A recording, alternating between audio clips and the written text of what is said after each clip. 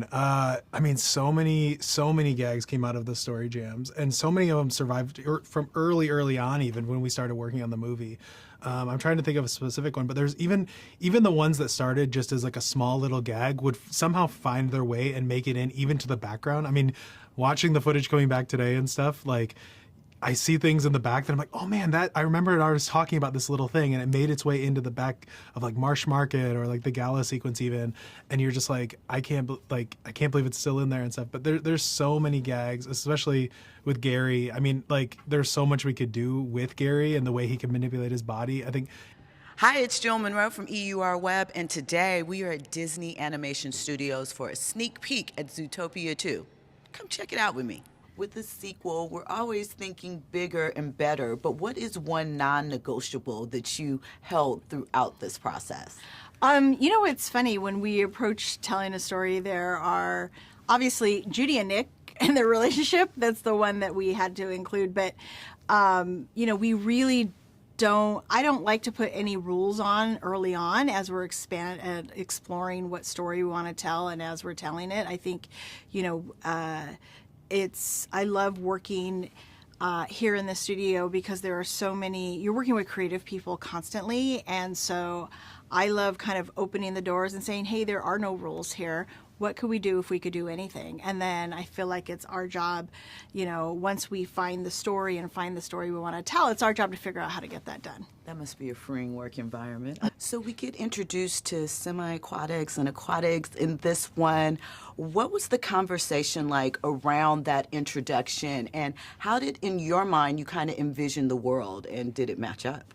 Yeah. Oh, yeah. I mean, it exceeded expectations of what we even were talking about. I think like even in the early days when we started talking about it and drawing walruses or sea lions or these kind of new species we wanted to introduce, I think seeing the final frame today, it like blew out of the water even the early stuff we were talking about. But I think that it's been a lot of fun to just kind of just play in that marsh world and get to really study these animals and figure out how to bring them to life on screen. It's been so fun.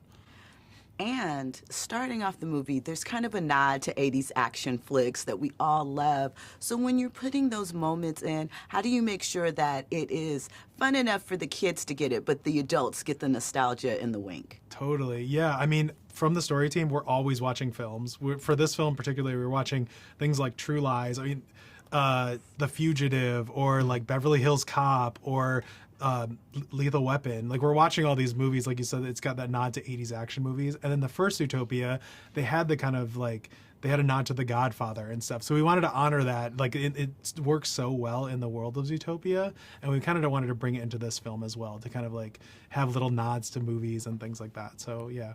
I love that.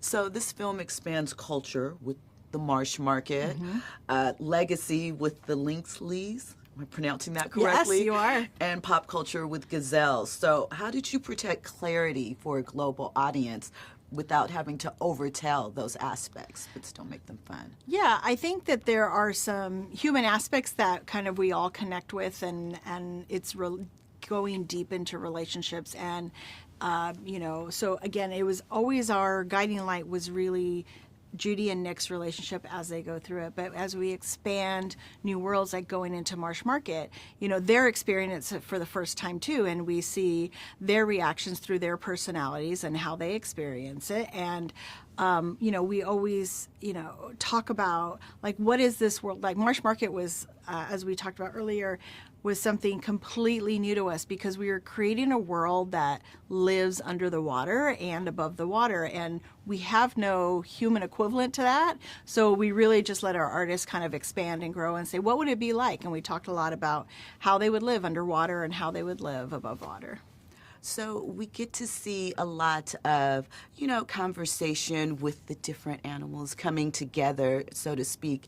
And there are themes that are kind of pop culture ready, kind of like the 80s nostalgia that we touched on, that might be, a little advanced for kids, but the adults, we get it, and it's really for us. So when you're creating those moments, how do you make sure that it's worldly enough for the kids to just laugh and have fun, but that the adults get the wink, wink, nudge, nudge? Yeah, I think it all comes back to Nick and Judy, our main characters, and this movie telling a story about partnerships and how their partnership is going to work. We left the first movie with them being brand new partners, they have brand new jobs. They just started working together. So like, where can we take it from there? And like, I think this is like a theme that's kind of relatable to everybody. Everybody has these partnerships. It's a brand new thing, and everybody works together differently and stuff. And how can like that kind of make us stronger?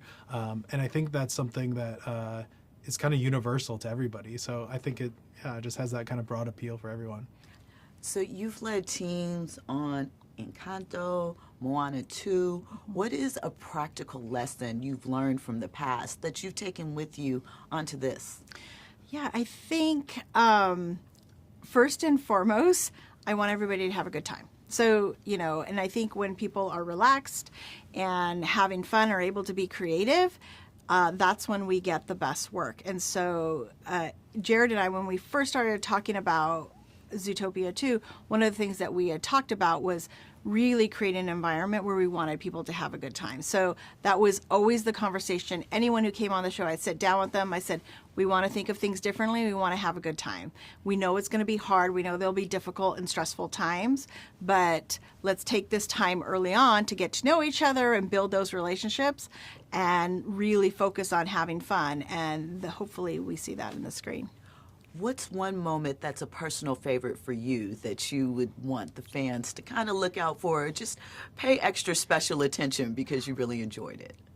There are so many moments, but one of the ones, our crowds department, because we had to fill towns and cities, our crowds department did an amazing job of really making sure that the cities and the towns Phil lived in. And so I always like, after I see it and see the film a few times, I always like seeing it again and watching the characters in the background, because you really can tell the stories of their own. They have stories of their own, and thinking about, what they're doing. There is one scene, the Hey Bub scene that we saw this morning. If you look in the background, there's a ship going by, and people are having a party and dancing on there. And there's a whole story going on back there, too.